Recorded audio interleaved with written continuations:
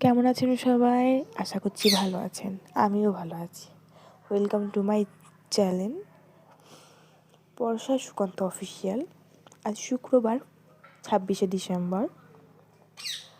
আমরা এখন আছি ডাকাতিয়া পোতা মুর্শিদাবাদের মধ্যে আমার মামা শ্বশুর বাড়ি। আমার মামা শ্বশুরের বড় ছেলের মেয়ের কালকে জন্মদিন ছিল, তাই একটু ছোট্টখাটো অনুষ্ঠান হয়েছে। আমরা ইনভাইট ছিলাম। কাল আমরা বিকেলে এসে পৌঁছেছি। আর এটা আমরা তার পরের দিনকে সকালবেলায় ভিডিও, মানে 26শে ডিসেম্বরের ভিডিও। আমরা 25শে ডিসেম্বরে এসেছি। সকালবেলায় যাচ্ছি শাক তুলতে। তারই কিছু মুহূর্ত, আমার ফার্স্ট মিনি ব্লগ।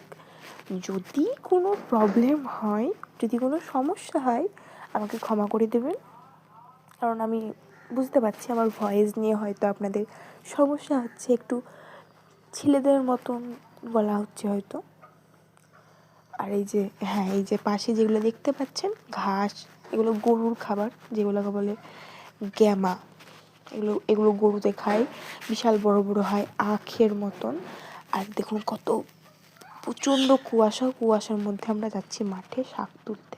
ওখানে আরও অনেক কিছু লাগানো আছে, যেমন পেঁয়াজ, রসুন, শাক, আলু, মানে ওলকপি যেগুলো হয় গোল গোল ছোটো ছোটো। এখানে আমাদের বাড়িতেও আছে, আমি আপনাদের সাথে একদিন ভিডিও শেয়ার করব, দেখবেন। আমাদের কোনো সবজি কিনে খেতে হয় না, জানেন। আমার শ্বশুরবাড়িতে সব রকমের সবজি আছে। এটা মামা শ্বশুরবাড়ি। এসেছি, খুব সুন্দর দৃশ্য, চারিদিকে রায়ের ভুঁইও আছে, সেই জন্য আপনাদের সাথে শেয়ার করছি।